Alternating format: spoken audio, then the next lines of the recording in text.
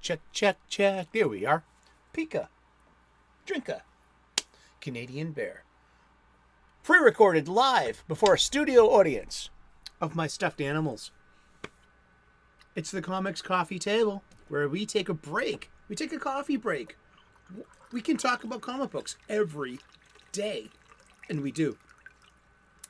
I'm blessed and grateful that you're here. If it's 3 p.m. U.S. Eastern daily, you can catch us in the live chat. Some great comic book shop style conversation. And you can also leave a comment in the comment section and keeping this comic book shop style conversation going. Yes!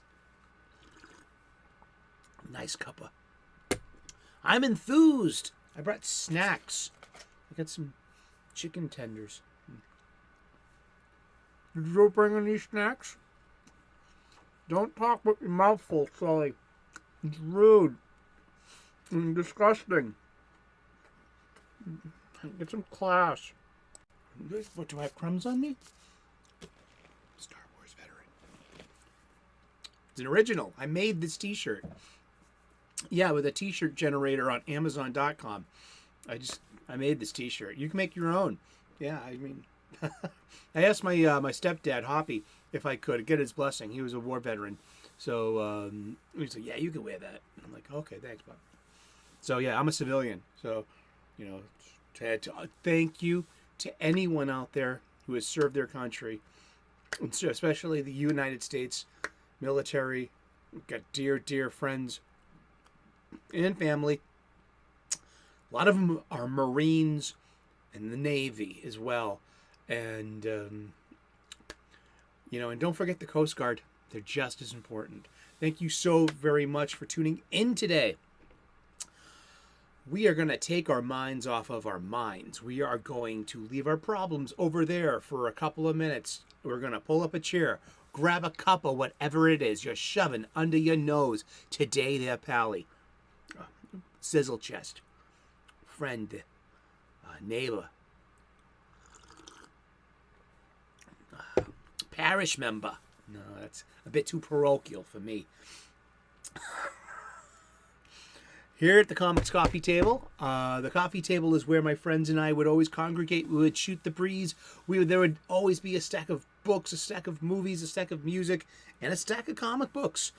And it's in that spirit we continue the coffee table. My biggest part of this show, I guess, and today is a celebration of the local comic book shop. I think I'm going to talk about the LCS all day because it's Free Comic Book Day. And I hope you get to go to your local comic book shop today of all days. It's going to be busy, and bring some cash or a valid credit card, please. And make a list of things, some back issues that you need. And supplies.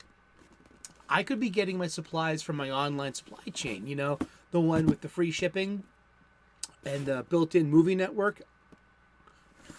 But I'm not. I'm paying. I could be getting a discount there too. It's like all things can be inexpensive there. It's better for me, and spiritually, emotionally, and culturally to contribute to the overall success of my local comic book shop. And I do that. So I know I need supplies. This season is about rebagging, reboarding, and reboxing my entire collection. So I'm buying my supplies at the local comic book shop. Today's a great day to get new boxes, new boards, new bags. I need them. You might need them too. You probably do. So spend your money at your local comic book shop and get your supplies there. Yes, I'm paying the retail markup. I care. That's why I care. And that's how I care. And it's the best way to care. Patronage. I go to my local comic book shop once a week, every Wednesday. Wednesday's a special day. It's new release day. But today, the first Saturday of May, every year, is Free Comic Book Day. And it's been that way for a while. And it's And it's always good to see kids in a comic book shop. And so you get a lot of foot traffic today. So it's going to be a busy day for our local comic book shops. So let's bless their staff and say, God bless you, namaste, good luck, and keep your cool. It's going to be the busiest day at work. We all have them. And hopefully your local comic book shop is busy and that cash register is just singing and ringing all day long. Awesome. And so, yeah, so I'm moving my collection from long boxes into short boxes. Since I am rebagging, reboarding, reboxing, I am buying lots of supplies. And I'm keeping my business strictly to my brick and mortar mom and pop comic book shop. And that's my advocacy. That's my platform. And that's my messaging.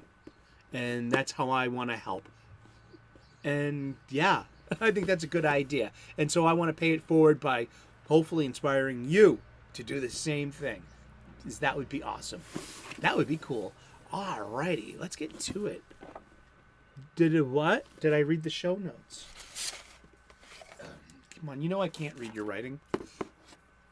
Alrighty. Oh yeah, since we're reboxing, rebagging, reboarding the entire collection, I am using the opportunity to educate myself about a facet of our niche hobby that I was pretty ignorant about until recently, and that is the price guide, the grading of, and the Overstreet's contribution to standards, to what standards are. And it started last year when we were doing the golden age of DC Comics, and I really didn't know. I'm a lifelong fan, and there's always things to learn about. I get that way at work too. I'm a chef. I'm a professional chef. I'm continually learning new things. That might mean you're in love with what you're into, literally, huh? And so I really didn't know what the Copper Age was. What is the Copper Age of comics? Okay, we've heard of the Golden Age of comics. We've heard of the Silver Age. There is a Bronze Age. There's a Copper Age, and then there's a very nebulous, catch-all modern age of comics. But I want to focus on something called the Copper Age for a moment. And it was this book that convinced me to adopt its usage and to be pliable to accept this as the industry standard. Everyone else is using this vocabulary. This is the lingua franca of the comic book world. I'll read it to you. The Copper Age. Comics published from 1984 to 1992. Right there in the glossary of the latest Overstreet comic book price guide. Okay, I never really wanted to agree with that notion. I think that I have my own idea of what the Copper Age should be and when it should end, but is that the accepted standard? No, it's not. I will accept the standard and I will use it. And Overstreet defines the standards. They really do. And getting my head around grading comics, too. I buy a lot of Bronze Age babies for nostalgia's sake. I don't want to get ripped off. Now I am armed with a lot of information. And since I'm reboarding, rebagging, reboxing, I'm taking the opportunity to be like, hey, what the heck is all this worth? If they were a perfect condition, they would nominally keep its cover value. And unless it's a rare first issue, and more than likely the first appearance of a character, that's where the big part of it comes in. So I've been like, oh wow, Infinite Crisis number 5 is worth $35 if it was a 9.2. So it's like, there's a 10-point grading scale with a couple of decimals in there too. So with all the decimals thrown in, there are like 25 different levels of how to rank a read comic book or an unread comic book, a gem, a 10.0, right? This mythic white elephant that is roaming the plains out there. They exist. They were just probably never handled, and they went right into a slab. And that's Well, how it would probably never opened, never read. Like Schrodinger's funny book. How do you know there's actually print in there? How do you know it was actually, yeah. Indeed. Come on, man. I wanted a snack. What? It's Drinkers Union break, not mine. You got me there. We are going through my old long boxes. We're moving them into the short boxes because the older I get, the heavier these things get. They get thee to a gymnasium, young Sully, or middle-aged Sully. Yeah, I hear you. I'm going. Maybe. I don't do gyms. Oh, I'm sorry. It's just not my space. The comic book shop is my space. Culturally. Where I feel comfortable. Gymnasium, never. I know, I'm sorry. So this is the mostly Marvel long box. See, it's stained. And one of the corners are blown out. This long box has done its job. It's protected the contents, more or less. I could have done a better job all along using boards. If you watch the show, you know that I could dings, like corners, spine roll, little things here and there that we learned about in this year, the guide to grading comics. Like, see, there's some criteria for you.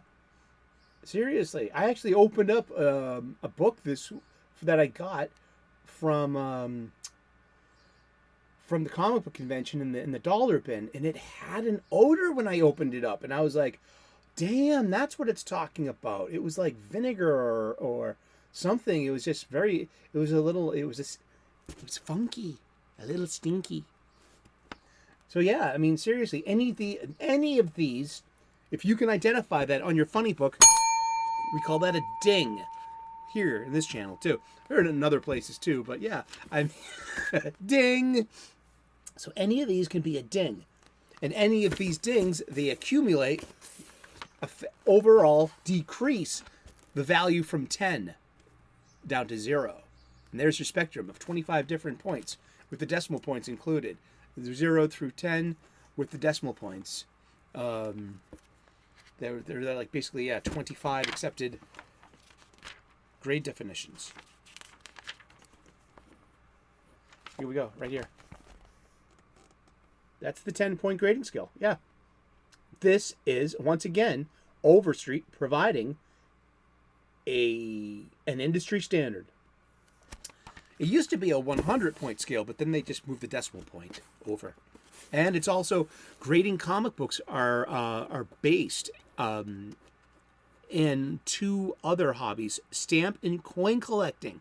So the criteria used in those two other, the holders of value and valuable things carries over to Robert Overstreet and what he's done here.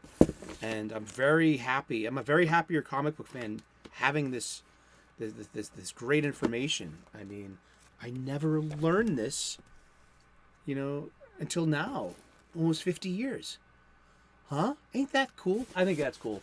And it's New Comic Book Day, so, yeah,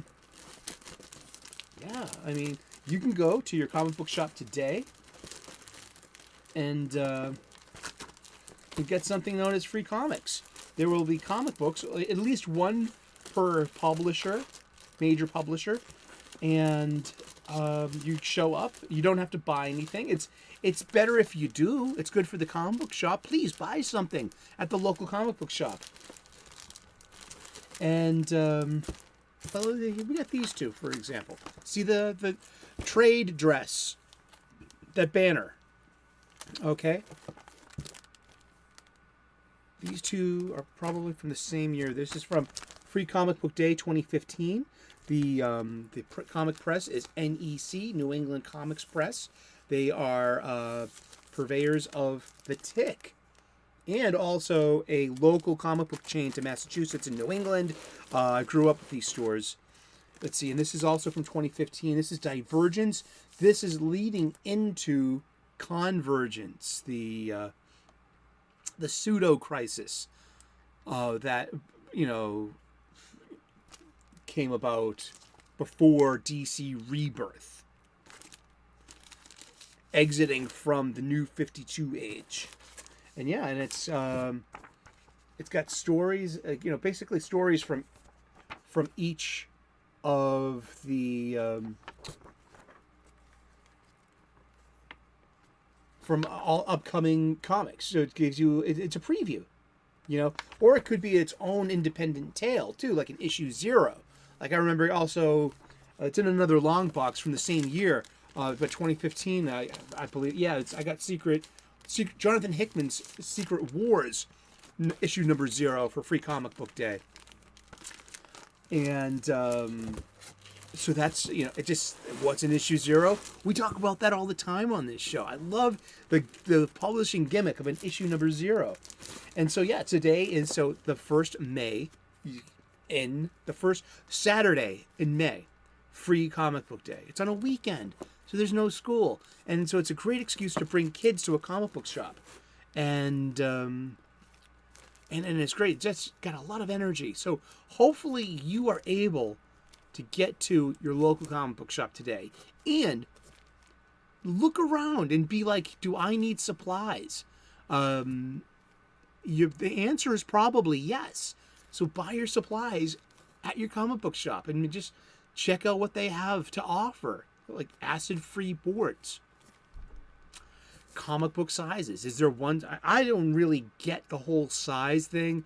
I know that like some are like, there's a golden age size, silver age backboard size. I tend to stick to modern age size, and which are only so thick they can only hold. So like, between a board and a pretty thick comic book, some of these newer modern day size snugs. Snug is also another name for comic book bag. It's kind of like a hard fit. It's pretty plastic. It's not really elastic. But yeah, it's Free Comic Book Day, and it's a good excuse to maybe go through the used trade paperback. I know my comic book shop has a huge table of used trade paperbacks. And you can find some gems in there and old friends. And it usually has some graduating or decreasing, the more you get, the less it will be. So I think my LCS, you get buy 5 for 20. It's like 2 for 10, 5 for 20. And yeah. Wow, is this what I think it is? No. I wish I had it. Do I have that? This is issue 35 of Why the Last Man. I used to read the shit out of that. See, I told you this was mostly Marvel. Oh, man. We will never get Sea Guy 3. Yeah. Why? Don't ask. And it's bad choices, selfish choices, taking advantage of people, taking advantage of, will we ever know the full story? Is it our story to know? Should it just be between the people who have been hurt? Or would it continue to hurt them to hire people to this person? Or I don't know. Shit. Oh, I told you I was a lifelong X-Men fan. Here's some. I tried to like this. Jason Aaron's Wolverine and the X-Men. This is from the X-Men has its fair share of internal events because they can support it. Because, growing up, I've seen the X-Men diversify. It went strictly from one title. X-Men, which became Uncanny X-Men. And then from Uncanny X-Men, they started X-Men Classic / Classic X-Men. It was reprints and then a little news story with great new art. And those were great ways to enjoy old X-Men stories you may have missed, so you don't miss them. Because trade paperbacks weren't big news then. They weren't writing for the trade paperback back then. They weren't writing in the ARC format. They were writing in long form serial. And so then came X Factor, I think in 1986 or 1987. That was the reunion of the original 5 X-Men, the return of the original Jean Grey, who was never dead. She was in suspended animation at the bottom of Jamaica Bay, New York, in the space shuttle that crashed. When the Phoenix Force broke from the waves, it was just a representation of Jean Grey, not really Jean herself. So does that make Madeline Pryor a clone of Phoenix and not of Jean Grey? Very interesting. If you know the answer to the X-Men fan, if you know the answer to that question, leave it in the comment section or in the chat. But let's what was Schism and what was Regenesis? See, I missed a lot of X-Men. I was being in love with the title for so long. I'm saying this to my Ultimate Spider-Man friends, specifically my friend Juan, the Bendito Bane, who I can hear is heartbreaking with every issue, and also Wakazashi's Gray. He's pretty much gonna give up on Amazing Spider-Man as well, it sounds. But from my perspective, I've come and gone from X-Men all my life. I've been an X-Men reader since I was a small child. The first issues I ever spent money on from behind the counter were the Days of Future Past. And they got thrown out in a big punishment purging. But I remember getting those at the old Rotary store at NEC Quincy Center. And then I remember getting issue number 170 of Uncanny X-Men at Superhero Universe 3 on the corner of Winter Street and Washington Street in downtown Boston, across the street from my grandfather's place of employment. So I'd go hit up Grandpa for a few bucks and I'd go spend them on comic books. And it was a wonderful time. And I was basically from 170 up until Fall of the Mutants. That was a solid age I would bought every month. And so I fell off at Fall of the Mutants. So I missed the Outback. I missed the Siege Perilous. And I came back in time for Extinction Agenda. And so here we go. These are the mini X events, because now you have X Factor. And after that, you also had, since 1982, you had New Mutants, the New Mutants. So now we have, 3 monthly, in-canon, concurrent, parallel stories that can be united into one overstory. Then in 1992, we had or 93, we had X-Men Volume 2, number 1. So now you have 4 you have X-Men coming out basically weekly. Throw in Wolverine. Wolverine got his own solo title. All right. So now you have the X family of books, and it's only gotten bigger since. I think currently X-Men may have 12 different titles a month, maybe less, maybe 8 to but somewhere between 8 and 12. I know Batman has a lot of monthly titles. I could be wrong about it. I'm probably wrong about X-Men. I could look this up right now, but I'm not. I'm going to read from a wiki. Wolverine and the X-Men is a comic book series published by Marvel Comics. The title features Wolverine in his role as the headmaster of the Jean Grey School for Higher Learning. Wow, okay.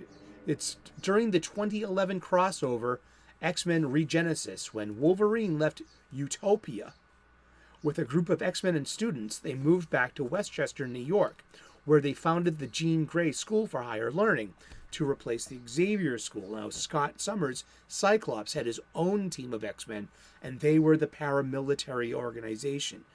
Wolverine was like, you forgot everything, Scott. Like, this was the schism. And it broke the X-Men into two. Wolverine was like, no, we got to go back to basics. We got to teach the children well. And go back to the to the Xavier Institute. But instead of, he renamed it the Jean Grey School. I wonder how long Jean was dead for that time. I distinctly remember Wolverine having to kill Jean in New X-Men in the Planet X series. Yeah. He had to kill her in order to reawaken the Phoenix power. And she's gotten better. She's back. And with the Krakoa age, it's kind of all moot about, comic book death. It's a joke now. But this volume 1 went 42 issues. Yeah, and it started December of 2011. And along the way, too, there was room for another event. Yeah, the original Avengers versus X-Men run. But this is great art by Chris Bachalo for the first couple of issues. Only the first 3 issues. Yeah. Interesting. But yeah, here we go. Oh, wow. What? It's a variant issue that you can give to an artist alley at a convention and pay a commission, and they'll draw whatever you ask for, basically, if it's within good reason.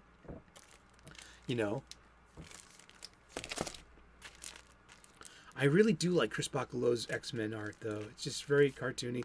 Look, it's Krakoa. Yeah, and yeah, I just did it go in. Yeah, I mean, look, Kitty Pryde's pregnant with a brood. Look, Wolverine has to go to outer space to gamble to get. I barely remember any of these stories, but I chose a side, didn't I? I'm not a fence sitter. I chose Wolverine's side, and in the Civil War 1, I chose Cap's side too. So I would have been one of the new Avengers. Because remember, they made Wolverine an Avenger for a while. He was one of the Cap's new Avengers as well. I like this cover a lot. I really do. There's the maker's mark right there. This is really nice and simple. It's kind of evocative of like a reversal of that famous Hulk cover by Todd McFarlane, where you see Wolverine's claws and you see the reflection, and that's, for me, that's what I'm thinking. That's what I like this cover. Red Hulk. And here we go. Yeah. And then I give up. At issue 14, I hit the what's the point wall. What's the point in all this? You know what I mean? Where's this going? I mean, what do I want as a comic books fan? Well, I took a break from that. I would come back to X-Men several years later. I didn't touch X-Men again from 2011. So X-Men, I took a break at Fall of the Mutants. I came back with Extinction Agenda, stayed on through issue 1, through Fatal Attractions, and through the first Age of Apocalypse. I got off the boat in the mid-90s at Onslaught. I came back in 2001 with Grant Morrison's New X-Men, stayed on until he ended that at 151. I bailed on especially what they did to Zorn and Magneto. Ugh. I'm with Grant Morrison. Magneto is a terrorist asshole, and I think he's. Yeah, I think he should go back to being one too. I mean, we need good guys. We need bad guys. This whole area of grayness. Okay, that's called real life, where you have ambiguity, and you have a moral indecision, and you have to. That's why that's fiction. That's why they're heroes, and that's why they're villains, because there is no. The lack of ambiguity makes it fiction. You're allowed to have the space to have a hero to make the choice that Superman would, or that Steve Rogers would. I mean, it is hard to make these choices in real life, and that's why we have here. So the more ambiguous heroes we have, the more anti-heroes, the more reformed villains, I think takes away from the overall potential of dramatic storytelling, and the whole reason why we're here and enjoy this format, this medium, this funny book. Thank you so very much for tuning in today. Happy Saturday. Happy New Comic Book Day. I hope you got to go to New Comic Book Day. Oh, the turkey's done. New Comic Book Day today. It's the first Saturday of every May. Go and get some new funny books. Go and buy your supplies. Love your local comic book shop. Make connections. Talk to people. Talk to the staff. Talk to each other. Talk to your stuffed animals. As we do every day. Please like and subscribe. I would love to earn your subscription. We make daily content here. We talk about comic books just for a few minutes every day. 3 p.m. U.S. Eastern daily. Join us in the live chat. Contribute to the conversation in the comments section. Please keep it going. The spirit of the comic book shop. We are celebrating our local comic book shop today. It is Free Comic Book Day. Enjoy it. I hope you get to enjoy it as well. I'm going to go myself. And what time does that bus get here? Any second now. Well, let's go. Come on, Pika. I'm bringing the portable you. We're going to the LCS, Pika. We're doing a workcation. All right, we will see you later. We'll see you tomorrow in those funny book pages. Ciao, bye-bye. Namaste, good luck, and God bless. Cheers.